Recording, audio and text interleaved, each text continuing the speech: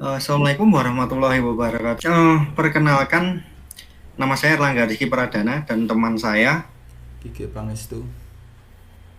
Di sini saya akan uh, menjelaskan tentang tugas, hasil tugas dari kelompok kami, yaitu kelompok 20, tentang makalah sistem terdistribusi yang berbasis web.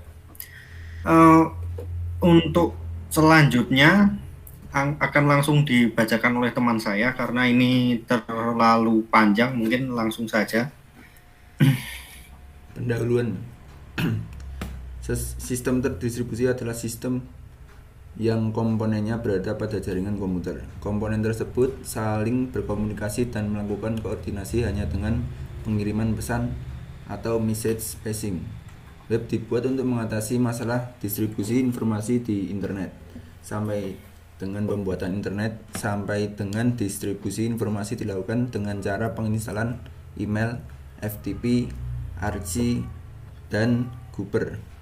Email atau electronic mail menjadi luas penggunaannya untuk pertukaran informasi antara berbagai kelompok dari masyarakat atau perorangan. FTP, File Transfer Protocol, telah digunakan untuk mengirimkan dokumen dari satu komputer ke komputer lain. ARCI adalah suatu prosedur untuk melokasikan berbagai dokumen pada internet. Di sini permasalahan yang kita ambil yaitu yang pertama, sebut dan jelaskan tipe jenis jaringan apa yang sesuai dengan kebutuhan perusahaan atau instansi tersebut. Jelaskan kelebihan dan kekurangannya secara rinci. Yang kedua, bagaimana person, WWW, dan IP dalam proses sistem terdistribusi. Lalu jelaskan. Yang ketiga, jelaskan proses sisternya, file, name service, share data, dan transaksi. Yang keempat, dalam sister perlu adanya keamanan. Mengapa? Jelaskan dan beri contoh kriptografi dan firewall.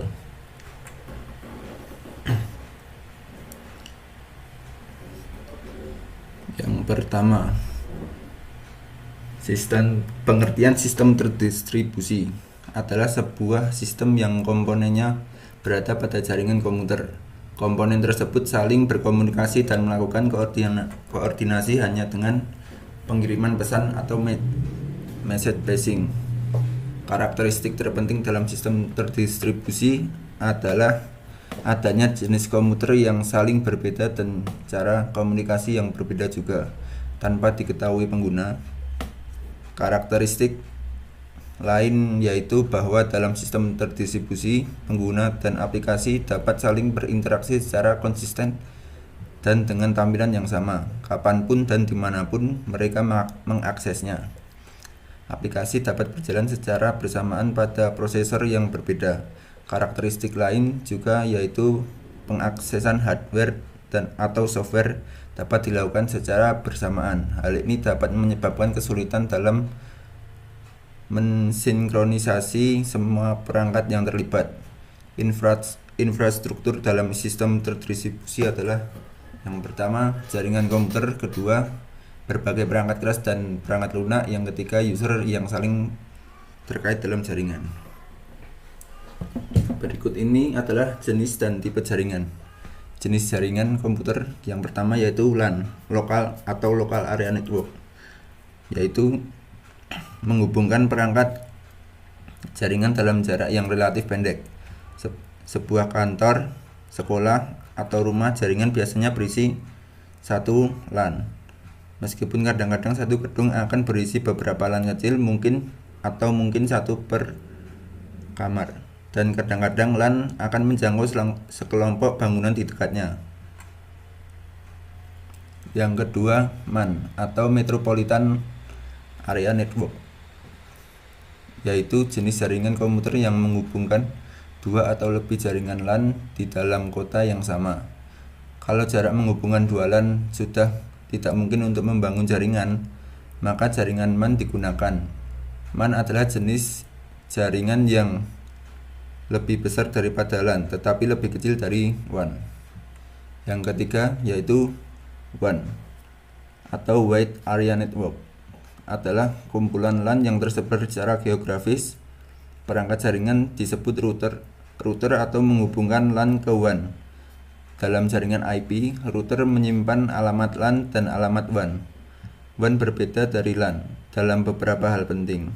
Sebagian besar WAN atau seperti internet tidak memiliki oleh satu organisasi, melainkan ada di bawah kepemilikan dan pengelolaan kolektif atau terdistribusi. Berikut merupakan topologi jaringan komputer. Yang pertama yaitu bus. Topologi jaringan komputer bus menggunakan kabel sebagai tulang punggungnya. Kabel ini berfungsi sebagai media komunikasi. Perangkat yang ingin berkomunikasi dengan perangkat lain di jaringan mengirim pesan siaran melalui kabel yang terhubung kedua perangkat itu, tetapi hanya penerima yang dituju yang benar-benar menerima dan memproses pesan tersebut. Yang kedua adalah mesh, yaitu topologi mesh memperkenalkan konsep rute.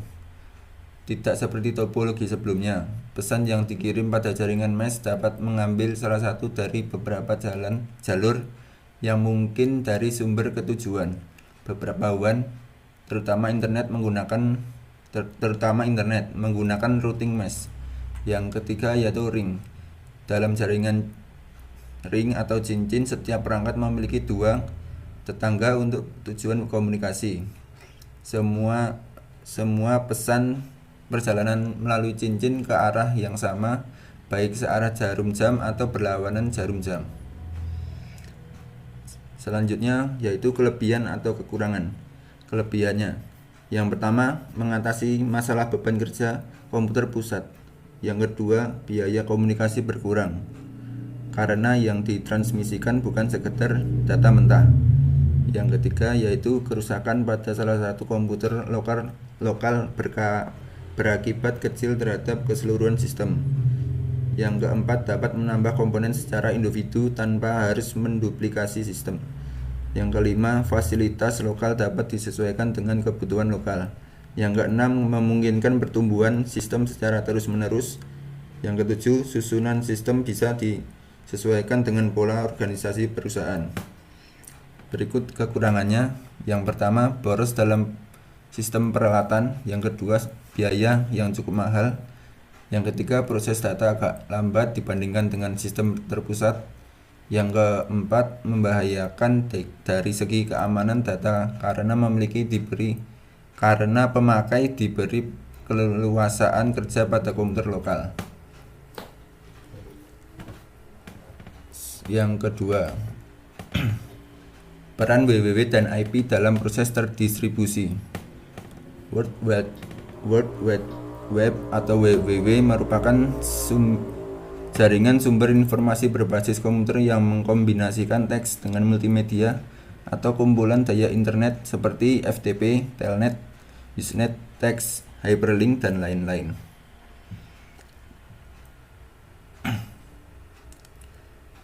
Secara pengertian, WWW menurut World Wide Web Consortium atau WWWC adalah keseluruhan informasi yang dapat diakses di jaringan, diperwujudkan dari ilmu pengetahuan manusia.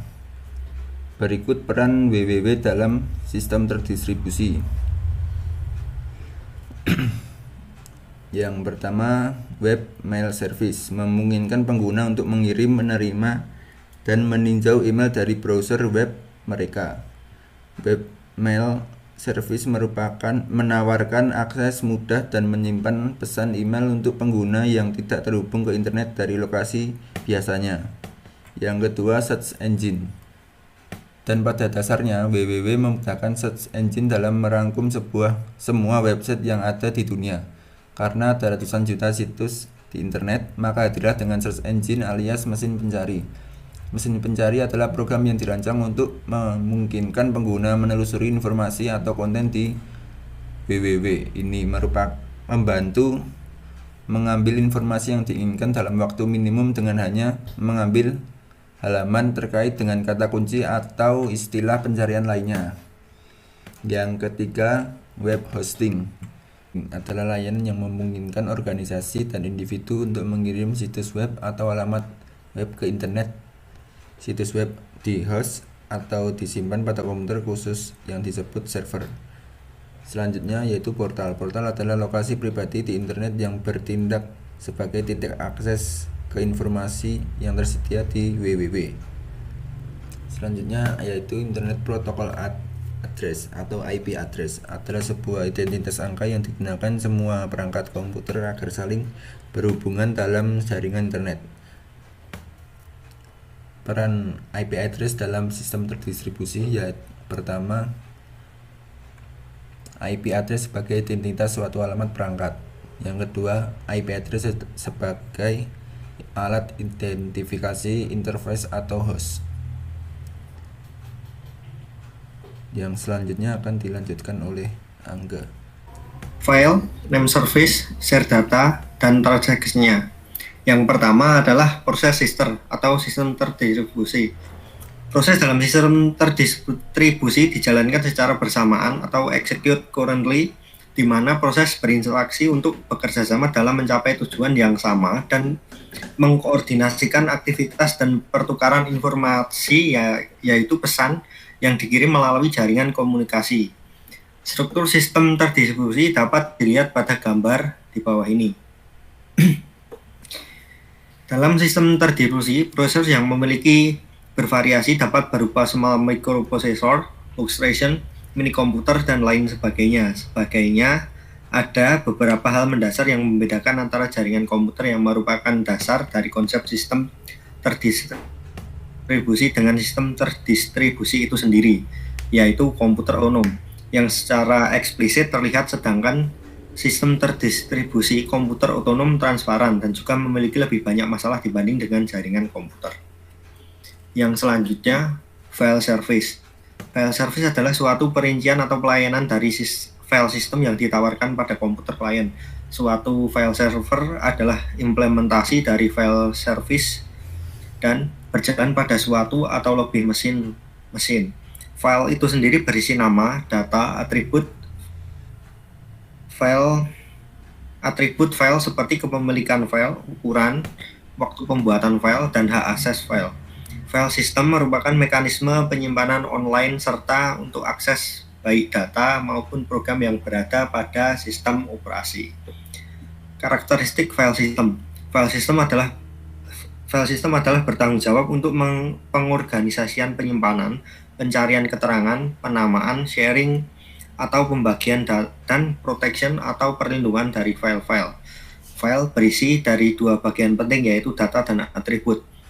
File system didesain untuk menyimpan dan mengatur banyak dan besar file dengan fasilitas untuk membuat, memberi nama, dan menghapus file. File system juga bertanggung jawab untuk pengontrolan akses file, akses terbatas ke file oleh user yang berhak dan tipe-tipe dari akses yang diminta. Kebutuhan file sistem terdistribusi. Yang pertama adalah transparansi. Keseimbangan antara fleksibilitas dan skalabilitas terhadap kompleksitas dan performansi dalam desainnya. Yang kedua, concurrent file update. Pembaruan file serentak bersamaan dengan file server dan klien. Kebanyakan arah sistem mengikuti standar unik dalam pemberian pelayanan advisory atau mandatory file atau record file level locking. Yang selanjutnya, file replication. Replikasi dapat untuk shell, untuk mempertinggi fault tolerance, dan untuk mempertinggi scalability. Kebanyakan sistem yang ada dapat melayani caching dengan replication terbatas. Sebagian dapat melayani full replication. Yang selanjutnya, hardware dan operating system. Heterogenitas atau kesamaan adalah kebutuhan yang sangat penting dalam melayani keterbukaan. Yang selanjutnya ada hardware dan operating system. Sudah itu. Selanjutnya ada fault tolerance. Service harus terus-menerus beroperasi walaupun terjadi kesalahan atau error pada klien ataupun server. Yang keenam, konsistensi. Yang ketujuh ada security. Semua sistem melayani mekanisme akses kontrol berbasiskan daftar akses kontrol atau akses control list. Yang selanjutnya adalah efisiensi. Sistem harus dapat melayani perbandingan performance apakah lebih baik atau tidak. Selanjutnya opsi desain dalam file service. Yang pertama stateful, yang kedua stateless. Selanjutnya ada name service. Name service pada sistem terdistribusi adalah merupakan layanan penamaan yang berfungsi untuk menyimpan naming konteks, yakni kumpulan binding antara dengan objek dan tugasnya untuk meresolve nama.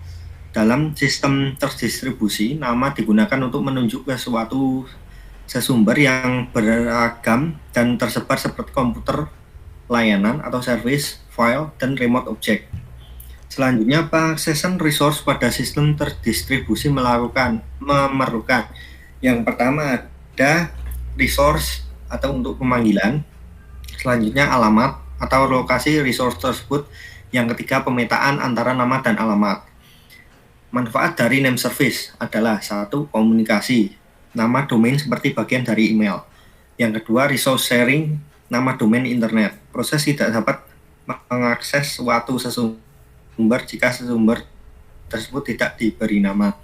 Selanjutnya ada location independence. Perubahan lokasi tidak menuntut perubahan nama asalkan lokasi tidak menjadi bagian nama resource tersebut. Yang selanjutnya security. Jika sebuah nama dipilih secara asak dari himpunan besar integer, maka nama tersebut hanya bisa diketahui dari legitimate resource, bukan dari menebak. Jadi jika seorang mengetahui nama objek tersebut, maka dia memang diberitahu karena sulit sekali menebak nama tersebut. Yang selanjutnya ada kebutuhan terhadap name service adalah yang pertama penamaan unik yang standar, yang kedua scalability, yang selanjutnya konsistensi, selanjutnya performance dan availability, selanjutnya mudah menyesuaikan terhadap perubahan lingkungan kegagalan. Selanjutnya jenis name service adalah yang pertama pure name, adalah nama yang tidak perlu diterjemahkan karena pada nama tersebut sudah menunjuk alamat objek langsung, contoh IP. Yang selanjutnya non pure name, dalam nama mengandung suatu informasi atau atribut, misalnya tentang suatu objek, contoh URL, alamat, email, x500 directory service, IOR, atau interoperability object reverse. Yang selanjutnya ada share data. Sharing adalah suatu fasilitas yang digunakan untuk membagi suatu file, perangkat, dan koneksi internet untuk digunakan secara bersama-sama dengan tujuan untuk menghemat biaya, dan perangkat sharing data dapat dilakukan terhadap file atau dokumen atau software dalam drive atau folder dalam CD-ROM, sharing perangkat, printer, dan CD-ROM, dan sharing jaringan koneksi internet. Untuk melakukan sharing ada beberapa yang harus diperhatikan. Di antaranya, yang pertama adalah jaringan sudah terkoneksi dengan baik. Yang kedua, protokol sharing file sudah terinstall. Yang ketiga, setting sharing dengan benar. Pengaksesan resource pada sistem terdistribusi yang memerlukan satu, nama resource, yang kedua alamat, yang ketiga rute. Ada beberapa sharing yang sering dijumpai, di antaranya yang pertama adalah sharing data, yang kedua sharing perangkat, yang ketiga sharing internet atau sharing koneksi. Selanjutnya keuntungan share data, yang pertama mengurangi biaya duplikasi usaha pengumpulan data, yang kedua aman, menjaga data dalam lingkungan yang aman, yang selanjutnya backup data, yang empat transaksi. Untuk kelamaannya, kemudian sharing file dalam jaringan yang digunakan untuk dipakai oleh orang-orang tertentu seringkali mengakibatkan bocornya sharing folder dan dapat dibaca pula oleh seorang lain yang tidak berhak. Hal ini akan selalu terjadi apabila tidak diatur oleh administrator jaringan. Sementara data sharing adalah suatu basis ini menguntungkan pengarsipan dataset melalui organisasi yang berdedikasi adalah lebih baik. Pusat data memiliki infrastruktur terpusat dan in-house. Semua aspek keahlian dalam mengelola data, kurasi, persiapan, dokumentasi, penyebaran, dukungan, dan pengguna, dan promosi. Tujuan share data sharing resource bertujuan agar seluruh program, peralatan, atau peripheral lainnya dapat dimanfaatkan oleh setiap orang pada jaringan komputer tanpa terpengaruh oleh lokasi maupun pengaruh dari pemakai. menurut bagian dari pengeksekusian sebuah program yang melakukan pengaksesan basis data, bahkan juga melakukan serangkaian perubahan data.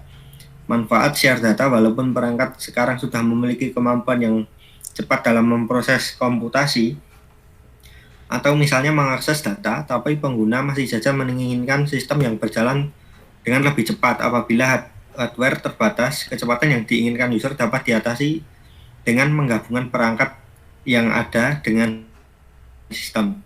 Selanjutnya, transaction. Data transaction adalah kiriman atau send request ke sebuah server host dengan alamat IP atau IP address dengan format protokol server host tersebut dengan harapan server host melakukan apa yang pengirim inginkan, dalam hal ini server host atau klien. Sebagai contoh, server host A atau klien mengirimkan sebuah data kepada server host B. Pengirim menginginkan sebuah data XXX agar diproses oleh server host B, lalu memberikan informasi dan sebagainya kepada pengirim, dalam hal ini server host A atau klien. Pada contoh di atas, tentu pengirim harus tahu kemana akan dikirim. Itulah butuhnya sebuah IP address. Dengan IP address tertentu ada yang data kirim akan sampai ke tujuan yang kita inginkan. Pengiriman data dengan TCP/IP adalah baik karena konsep protokol TCP/IP, data yang kita kirim pasti sampai kepada tujuan yang tepat, kecuali memakai protokol UDP alias broadcast. Jenis-jenis transaksi. 1. Flat transaction. Yang kedua, niche transaction. Untuk selanjutnya akan dibacakan oleh teman saya.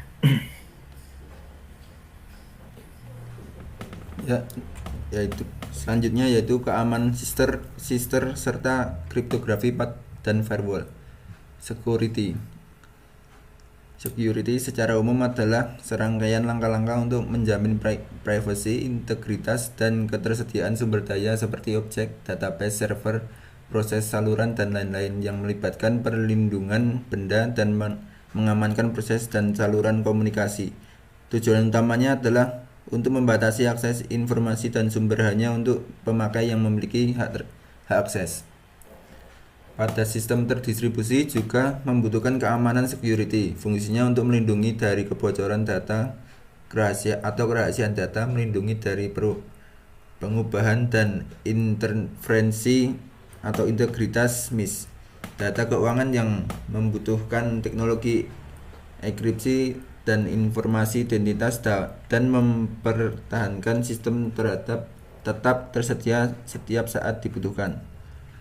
Pada sistem terdistribusi, ancaman keamanannya antara lain adalah kebocoran atau leakage, yaitu pengambilan informasi oleh penerima yang tidak berhak, pengubahan atau tampering, yaitu pengubahan informasi yang tidak legal, dan perusakan, yaitu gangguan informasi sistem tertentu, misalnya si pelaku tidak mengharapkan keuntungan apapun.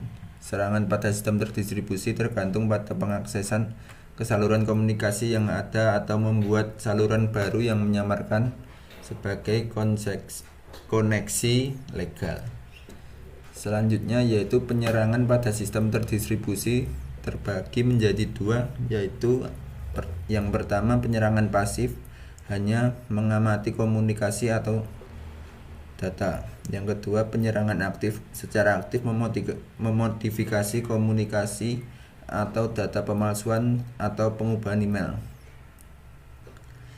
Selanjutnya yaitu metode penyerangannya adalah sebagai berikut.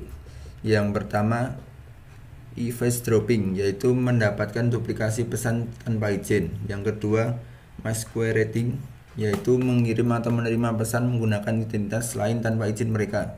Yang ketiga message tampering, yaitu mencegat atau menangkap pesan dan mengubah isinya sebelum dilanjutkan ke penerima sebenarnya. Yang keempat replaying, yaitu menyimpan pesan yang ditangkap untuk pemakaian berikutnya. Yang kelima denial of service, yaitu membanjiri saluran atau sumber lain dengan pesan yang bertujuan untuk menggagalkan pengaksesan pemakai lain. Hal-hal di atas dapat penyerangan tadi juga sering terjadi pada transaksi elektronik, maka Dari itu kelemahan sangat dibutuhkan untuk banyak transaksi e-commerce, bank, dan email. Transaksi elektronik dapat aman jika dilindungi dengan kebijakan dan mekanisme keamanan. Hal-hal di atas akan berjalan baik jika dibangun perancangan sistem yang aman bertujuan untuk mencegah semua serangan yang saat ini diketahui ataupun yang akan datang. Adapun kriteria rancangan sistem keamanan yang buruk yaitu yang pertama antarmuka dibuka, yang kedua jaringan tidak aman, yang ketiga membatasi waktu dan ruang lingkup setiap kunci rahasia, yang keempat algoritma dan kode program tersedia bagi penyerang, yang kelima penyerangan memiliki akses ke sumber, yang keenam meminimalkan komputer yang menjadi inti implementasi sistem. Selanjutnya, kriptografi. Kriptografi adalah suatu ilmu yang mempelajari bagaimana membuat suatu pesan menjadi aman selama pengiriman dari pengirim sampai ke penerima. Pesan yang akan dienkripsi tersebut disebut plain text, sedangkan pesan yang telah dienkripsi disebut ciphertext. Kriptografi dapat pula diartikan sebagai ilmu atau seni untuk menjaga keamanan pesan. Pada prinsipnya, kriptografi memiliki 4 komponen utama, yaitu yang pertama, plain text atau pesan yang dapat dibaca. Yang kedua, ciphertext, yaitu pesan acak yang tidak dapat dibaca. Selanjutnya, key, yaitu kunci untuk melakukan teknik.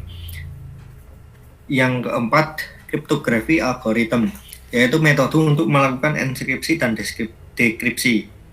Selanjutnya, firewall. Firewall atau tembok api adalah sebuah sistem atau perangkat yang mengizinkan lalu lintas jaringan yang dianggap aman untuk melakukan dan mencegah lalu lintas jaringan yang tidak aman. Umumnya, sebuah tembok api diterapkan dalam sebuah mesin terdedikasi yang berjalan pada pintu gerbang atau gateway antara jaringan lokal dan jaringan lainnya. Tembok api umumnya juga digunakan untuk mengontrol akses terhadap siapa saja yang memiliki akses terhadap jaringan pribadi dari pihak luar ataupun mencuri data lainnya.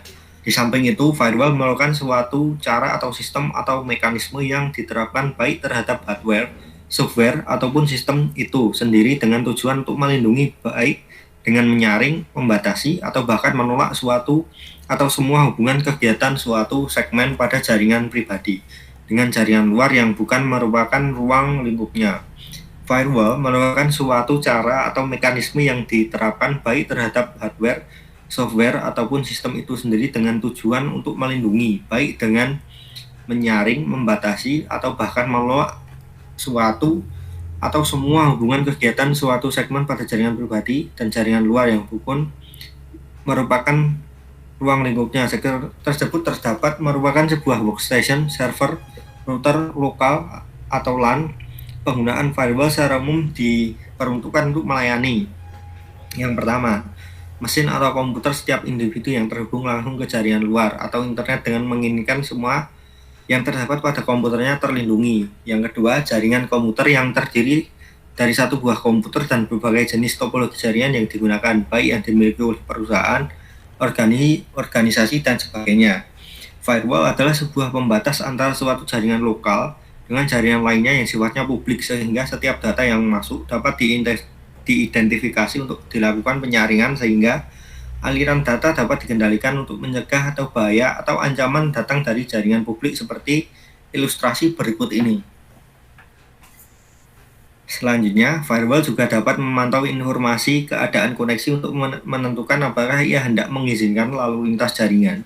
Umumnya hal ini dilakukan dengan memelihara sebuah tabel keadaan koneksi, dalam istilah firewall state table, yang memantau keadaan semua komunikasi yang melewati firewall. Secara umum, fungsi firewall adalah untuk yang pertama, mengatur dan mengontrol lalu lintas data. Yang kedua, melakukan autentikasi terhadap akses. Yang ketiga, melindungi sumber daya dalam jaringan privat. Yang selanjutnya, mencatat semua kejadian dan pelaporan kepada administrator. Selanjutnya, 3 atau bagian penutup. Poin 3.1, sistem terdistribusi adalah sebuah sistem yang komponennya berada di jaringan komputer. Komputer tersebut saling berkomunikasi dan melakukan koordinasi hanya dengan pengiriman send atau message passing. Dalam sistem terdistribusi dapat berbagai jenis dan tipe jaringan, antara lain LAN, MAN, dan WAN. Terdapat juga banyak topologi jaringan sesuai untuk membangun sistem distribusi yang masing-masing memiliki kelebihan dan kekurangan sendiri. Dalam sistem terdistribusi terdapat beberapa jenis dan tipe jaringan, antara lain LAN, MAN, dan WAN. Terdapat juga banyak topologi jaringan yang sesuai untuk membangun sistem terdistribusi yang masing-masing mempunyai kelebihan dan kekurangan tersendiri. Dalam sistem terdistribusi, WWW dan IP address berperan penting karena World Wide Web atau WWW merupakan jaringan sumber informasi berbasis komputer yang mengkombinasikan teks dengan multimedia atau kumpulan sumber daya internet seperti FTP, Telnet, Usenet, teks, hyperlink, dan lain-lain. Informasi pada World Wide Web itu dapat diakses dan ditemukan di internet jaringan komputer global. Yang selanjutnya, peran Internet Protocol Address atau IP address dalam suatu sistem terdistribusi, yang itu satu, IP address sebagai identitas atau alamat perangkat. Yang kedua, IP address sebagai alat identifikasi interface atau host. Yang selanjutnya, dalam prosesnya, sistem terdistribusi terdiri dari file, name service, share, data, dan transaction yang menjadi inti dari sistem terdistribusi. Tidak lupa juga ada keamanan, yaitu kriptografi.